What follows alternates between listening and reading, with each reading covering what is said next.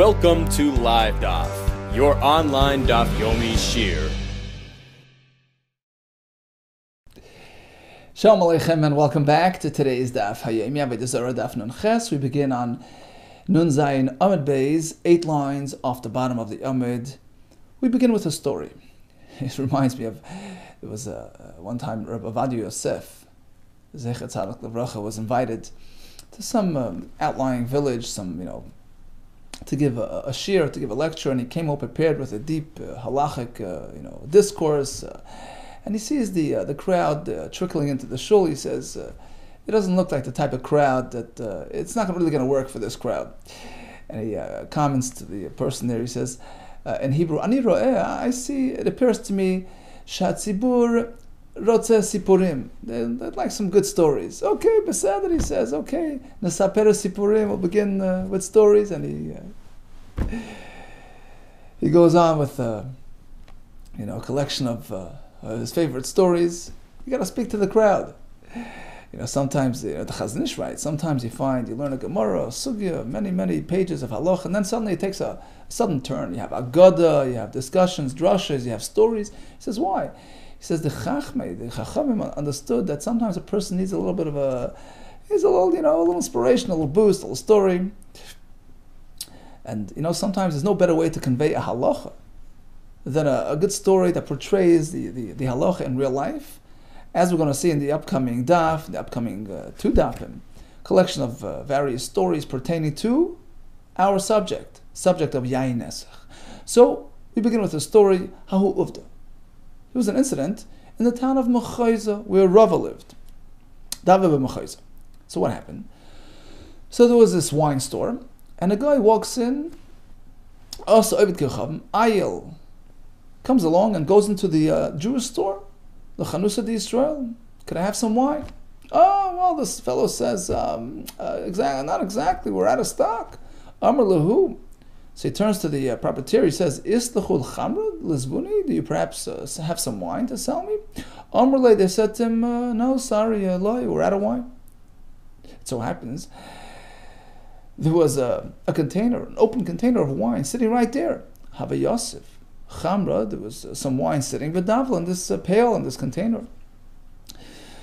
So the guy, upon noticing that wine, says, really? No wine? Well, what's this right here? Shadi beyade. So he inserted his hand into the wine. He starts sloshing around the wine. He says, I thought there was no wine. Amrlu, he turns to the owners. Hi, lav chamrahu, what's this if not wine? The Jew got very upset. So he took the wine, shakle, hayich berische. So the Jew picked up the container. In anger, shadi ladane, he throws it into the barrel. You're not going to have this wine. It's not going to be for you. Forget about it. So now the question is, what's the status of this wine, of this whole barrel? Because technically, since the guy came into contact with that wine, not only did he touch it, he ran his hand through it. That's shich. That's the way they do nisuch to the Avodah Zarah. So what happens now to this whole barrel, which has that problematic wine mixed into it? So certainly you can't drink it. Right? We discussed this yesterday. Anything that a guy touched, even without kavanah, even under all kinds of circumstances, he touched it. We want you to keep away. Many concerns of a yain nesach, keep far away. If it even resembles yain nesach, any contact forbids it for drinking. So he wasn't going to drink it anymore. What about selling it to a guy? What about having benefit from it? So there was machlokes. Rava said it was okay, and he had opposition. Shari Rava lizvuni lav kechavim. So Rava allowed the owner to sell it to a guy. If ligalei Rav Huna bar Chinana, and the reason is because the guy was just doing it to make a statement. He clearly wasn't involved in nisach. He was just testing the waters, so to speak. So it's okay to be sold. If ligalei, who disagreed? Rav Huna bar Chinana, and also Rav Huna bar Rav Nachman. And actually, Rashi says they weren't in town at the time. They were elsewhere, and they heard this psak, and they disagreed. So now we have 2 opposing, rulings from the 2 batei dinim. So firstly, Nafke Shipuri, the Rava Vesharu, so the Shayfaris, the announcements came out of Rava's Bezdin to allow it, Vesharu, but Nafke Shipuri, the Ravuna, Rav Nachman V'Asri. Then the opposing announcements came out from the other Bezdin. So the Shayfaris, the announcers, Rav Huna Bar Chinna, and Rav Huna Bar Nachman's Bezdin came out and said, no, it's no good, you can't use this wine, you can't even sell it, because of Yayin Esach concerns. Now Rashi actually says that it turns out that Rava met up with Abaye later on, who peppered him with questions and challenged him with all kinds of kashas, and actually Rava retracted his opinion. He agreed that it's Asr B'Hano. Okay, but in the meantime, Ikla Rav Huna Breda Rav Nachman L'Machayza. So the opposing party, Rav Huna, happened to chance upon the town of Machayza, where Rava was the Rav, and he came to confront Rava. Okay, and again Rashi points out, by this time Rava had already retracted his opinion, something that Rav Huna did not know. So he came to sort of meet Rava and have a discussion with him, and challenge his lenient ruling. Amali Rava l'Rava Yakim Shames. Rava turns to his attendant, his name was Rav Yakim, he says, lock the doors today, we don't want any unexpected visitors. Troik, close up, Gali, the doors, so that we have no issues. Deloy, Laisi, Inshi, Velit, Redan. So nobody comes and harasses us. Somehow Rav Huna got in there, Alagabe, and he found Rava. Amarle, and he presented him with a question, an innocent question. He didn't refer to that story. He says, what would happen if something like this happens? What would you say? What's the halacha? What's the halacha? Amarle Asr says, it's Asr B'Hano. Asr B'Hano. She says, really? But haven't you yourself ruled otherwise? In reference to that story that happened. V'amar, you yourself, Amar, you said sheikh, even if the guy was meshach sheikh, the wine, it's not yain nesach under these types of circumstances. When you see he was just, he had other, intentions. Says Rava, and Rashi explains that he didn't want to get into the whole thing, so he just said, when I allowed it, it was only levar medmei, chamra. You have to deduct the value, the money of that wine. Meaning, I allowed him to sell the barrel minus that wine, which is really usr. Dmei dahu chamra, but certainly the actual value, the money, in exchange for that forbidden wine, mi'amri, that I then allow it? Of course not. And the truth is, he did allow it, but he didn't want to get into the whole discussion now, so he sort of, tried to, sidetrack and put him at ease. So what was the story behind the story? Why did Rava, in fact, change his mind? Amar Rava. I'll tell you what happened, says Rava. Rava himself is speaking. When I came to the town of Pumbedisa, I met up with Abaye. Akfan, who surrounded me with arguments, his name was Nachmeni. Nachmeni was actually another name for Abaye. The reason why he was called Nachmeni, some learn because he was raised he was adopted by Rabba. Abaye's parents had passed away, so Rabba Bar Nachmeni adopted him, and he called him after his father. He gave his adopted son a name after Nachmeni, who was Rabba's father. Some actually learned that his real name was Nachmeni, and they called him Abaye. Abaye stands for 4 words. Aleph Beis Yud Yud Asher B'cha. It is through you, Yerucham Yasam, that an orphan will be treated with Rachmanis. Hashem should have Rachmanis on the Yasam. So that's why he sort of nicknamed him Abaye. But in any case, back to the story, Rabbi says Abaye attacked me, so to speak. He surrounded me with all kinds of questions. Shmaitza, Masnaisa, halachas from Amiroim, and the Masnisa and the Braisa, we're going to see, to prove his point that in fact the Asr, that wine is totally forbidden. What is the Shmatza? What are the quotes from the Amiroim? Because we have 2 stories of similar circumstance that occurred in Tveria and in other places, in Arda.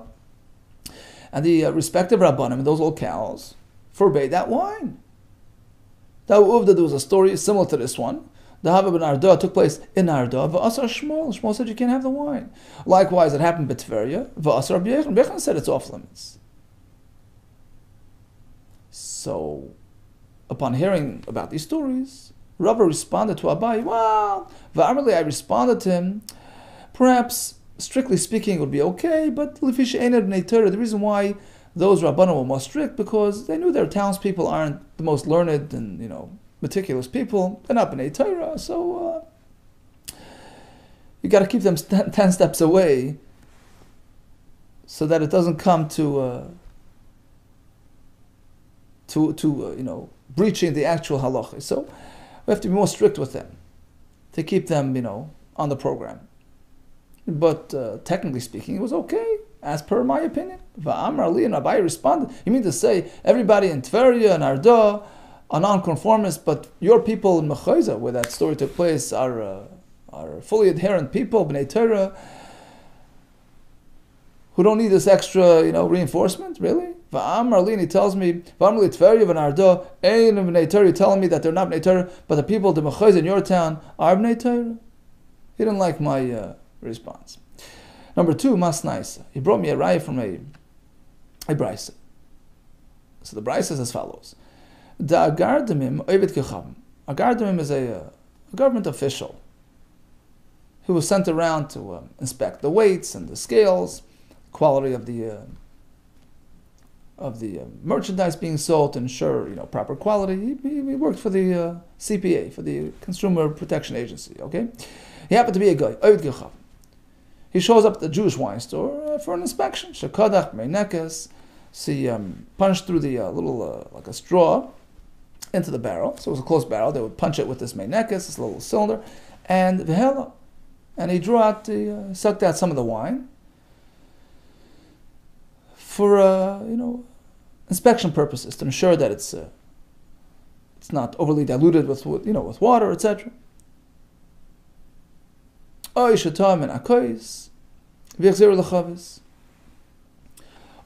a little taster and a little glass, and he tasted it, then he poured back the leftover. Now you have a barrel with a bit of this wine that was touched and by a guy. In fact, this was a story that took place. And the Chachamim forbade the wine. We'll assume that it was forbidden even to have anah from it. So that, a little bit that he swooshed in his, that he came into contact with, is fully asur, even asur ba'ano. So even though he didn't have intention for nisuch or Avodah Zarah, the fact is he interacted with it, it's asur. So as the more loy b'shtia, no. Who says it's asur ba'ano? Perhaps just you can't drink the wine that he touched, but you could have anah. That was Rabba's response. Ihachi. So the response in kind was, no, you can't. You can't say. And the Isra was limited to shtia, because Ihachi, listen, yimacher. And the Brisa would clearly say you can sell it. Tani Seif, as it says in the next case, where you can sell it. Because they were speaking that he was a charam, some wild, undisciplined guy who was jumping around and touching things without thinking, And he walks into the wine store. He puts his hand to the barrel, thinking that it's oil. So he had no inkling that it was really even wine. And so it turns out it was wine. So in this case, since he had absolutely no intention, no kavana, Rashi says, Charam is a meshuga, bal merivois, memar, lasish lebekavana. He's a fellow who's very haphazard, and he had no clue that it was even wine. So his kavana was oil. Turns out, it was discovered to be wine. So halacha was, it's okay, because he's totally removed from that wine. There was no intent, there was no kavana. He didn't even realize that it was wine. This was a story that took place for Amr, and they responded and they said, Yimacha, you can sell it. So only in this case, since he totally thought it was a different material, so there was no real act of interaction with wine. So then you can sell it, could have anah. But apparently in the previous case of the same brisa, where it doesn't say yimacha, it just says it's forbidden. Apparently it's forbidden all the way. Despite the fact that the official wasn't involved in nisuch, he was just inspecting the wine, doing a little taste. Apparently this type of interaction makes it like yain esech. Tuyufta the Rav Tuyufta. In fact, this is a full refutation of Rav's leniency. So likewise in that story where the guy sloshed the wine in the store, we consider like nisuch. You never know what he had in mind. Perhaps he was being menasech, and it's considered Avodah Zarah material, in which case it's asur b'shtiya and b'hano. Here comes another story. Rabbi Yochanan ben Arza and Rabbi Yossi ben Norai were sitting down for l'chaim. Havayasvu v'kosh shasu cham, were sitting and drinking some wine. Sure enough, a fellow passes by. Oh, you're the perfect candidate to serve us. Can you wait on us? Can you pour us a drink? Asa, however, this fellow comes along. They thought that he was Jewish. They turned to him, Tashkina, could you pour us the drinks? Okay, Labasa the Rama Lakasa, after he poured it to the glasses, turns out they offered him a L'chaim. No, would you like to join? Oh, L'chaim? L'chaim? Are you Jewish? It turns out he was a guy. It turns out he was a guy. That's a problem. So what's the status of this wine that he handled? So you have diverging views, extreme views. One of these chachamim concluded that it's asr even bahano. It's treated like yain nesach because he was involved, he poured it. The other one said no, perfectly permissible, you could even drink it. How would you explain this sort of extreme machlokes? Let me explain to you exactly what's going on. Manda asr, the one that took on the strict position that it's asr, shaper asr, I can fully explain his position, why it's asr. Umanda shari, shaper shari, likewise, the one who permitted it. His position can be fully explained as well. How? Manda asr, the one who forbade the wine, meimar, amar. Because the guy is certainly thinking in his mind, when he was honored with this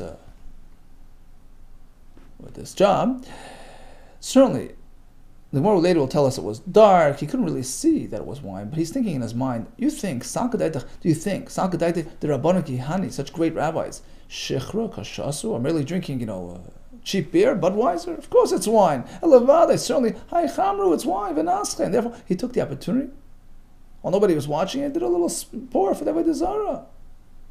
So you have to treat it like Yahain Nesach. And even though the Gemara later will tell us that he didn't actually touch the wine, he just poured it out of the container without actually touching the wine, but still. Maybe he touched it when nobody was looking and he did the nisuch. Because the truth is they weren't really looking out. Because they weren't even aware of his identity. They thought he's a yid. So there's a good chance. He sees the opportunity, nobody was watching, he did nisuch. So you have to treat it as such. On the other hand, you can say, Mandashari, the chacham who permitted the wine, Shapir Shari, I can very well explain this position as well, why it's mutter. Why? Meimar Amar. Because just the opposite. The guy is thinking to himself, do I really think this is wine? They would allow me to get near that wine? Of course not. In the olden days, the guy understood. They knew, there was a bar in town, the Jews would keep away, Geisha wine was not touched by Yid. They understood that there's that distinction, that separation. Meimar Amar, the guy is certainly thinking in his mind, Sakadaitach, the Rabbanu Kihani, could I even fathom that such great rabbis, Chamar Kashasu, are going to be drinking wine and going to invite me to the party? V'amrli l'didi, and they're going to ask me to serve them. Ta, ashkinan, elavade shechru. It must be beer. Kashosu that they're drinking. And therefore he wouldn't do nisach. It's not even wine in his mind. Ask the Gemara, how could he not see it's wine? V'kachazi. But it was dark, it was at night. But he's smelling the wine. It has a distinct smell. It was new wine, doesn't have yet that aroma. Asked the Gemara, but he came into contact with the wine.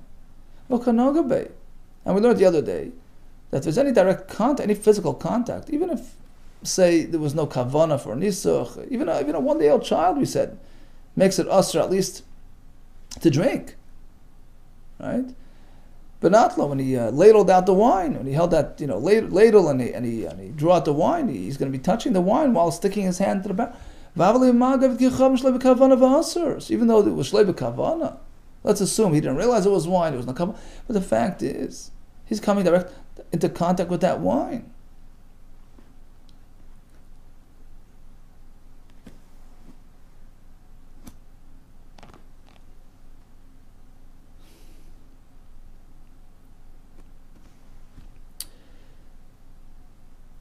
Says the Gemara, you're right. He didn't. It wasn't a barrel with a sort of a ladle that he was sticking into the barrel. What happened was he was simply pouring it directly out of the large container, so it was merely his koyach. It was an indirect interaction. So that's one mitigating factor, right? One positive element is that it's only koyach. Number two, it was also shloi b'kavana. Right? There was no kavanah of nisach, right? Because, like we're saying, he didn't even know it was wine. So you have two positive elements in your favor. It's koychay, rather than direct contact. It's shloi b'kavana. V'av le'koychay shloi b'kavana. And the halacha is, at least according to this opinion, v'chol koychay shloi b'kavana. Like goes, there's no gzeir, there's no isser. When you have two factors in the positive. Okay, so back to the story. The guy was asked to serve them. Turns out he was a guy.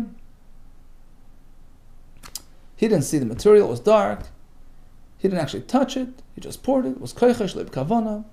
One shita says that's enough reason to make it mutter even b'shtia. The other one says no.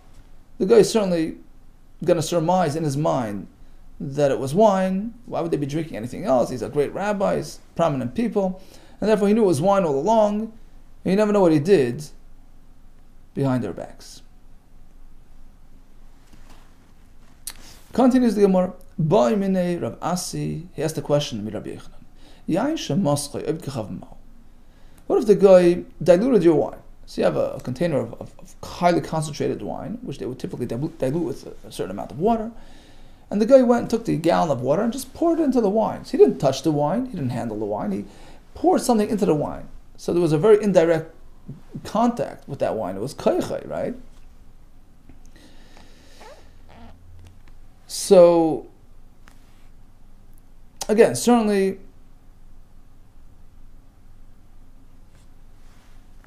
it would be mutar b'hana. It wouldn't go that far as making it asr b'hana. Right? But is it mutar to drink?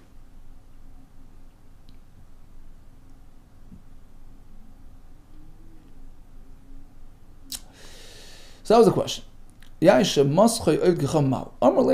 Yechon responded, firstly, why this choice of words? Where do you get the word maschai? Where do you find that in the Chazal? He says to him, why don't you better use the word mazgai, which is the typical term used to describe diluting of wine. He says, I got it from the pasuk, from a pasuk in Mishlei. I'm quoting a pasuk, I'm saying it the way it's in the pasuk. Tavcha tivcha, mascha, right? Mascha yena, diluted the wine, prepare the wine. Amalei says, well, yeah, that's the pasuk, but Loshain Torah la'atzma, the Tanakh has its own mode and way of manner of expression. But Loshain Chacham la'atzma, the Chachamim Torah Sheba'al Peh have their own sort of mode of expression, and for accuracy purposes, you should use the Loshain that we're accustomed to. Okay, in any case, he got that out of the way. Back to the Shaila. So what's the halach? Amalei Asr, he says you can't drink it. And the question is, what do you mean? He didn't touch it. Still, even this type of indirect interaction, you want to keep away from it because it can lead to further, it can lead to worse situations. So it's Asr. And he employed a saying that's found many times in Shas. The message being, keep a step away. Keep far away from any problematic and risky situations. Mishum leich amrin nazir. We tell the nazir who took on an oath, a commitment to refrain from any vine-related products, get away from the vineyard. Don't take chances. Leich. We tell the nazir, go away. S'cher. Go around and around. Don't go near the vineyard. The charma, the vineyard. Light secret. Don't get close to the vineyard. Likewise, we want to create a great distance between ourselves and anything that has any element of Yain Nesach, Avodah Zarah. So even this type of slight interaction taints the wine. Here comes another story. Rabbi Yirmiyah Ikla. He chanced upon the town of L'Safta. And what does he see? He sees the Goyim preparing the wine for the Jews. Chazah Chamr, he said this wine. The Mazgi of Tkechav. The guy is mixing it for the Vishti Yisrael. So again, the guy is pouring that water in, not touching the wine, but preparing it in this manner. The Jews are drinking. He says, no, you can't. Stop. Why? For this reason. Mishum, because leich leich amrin nezira. We call out to the nazir, get away. Sechar, go around. Take the long route. Lecharma lesirkrav. Don't get anywhere near the vineyard. Itmer. Now we find as well. The Rabbi Yechanan concurs with this. Rabbi Yechanan. Some say Rabbi Yechanan. Wine that was prepared by a guy. Asur should not be drunk. Mishum. Because of this very reason. Leich leich amrin nezira. Sechar lecharma lesirkrav. Okay, so we had a total of 3 stories today. First case was the Yid who refused to sell the wine to the guy, who got upset, touched the wine, and the Yid then poured it into his barrel. The question was what to do.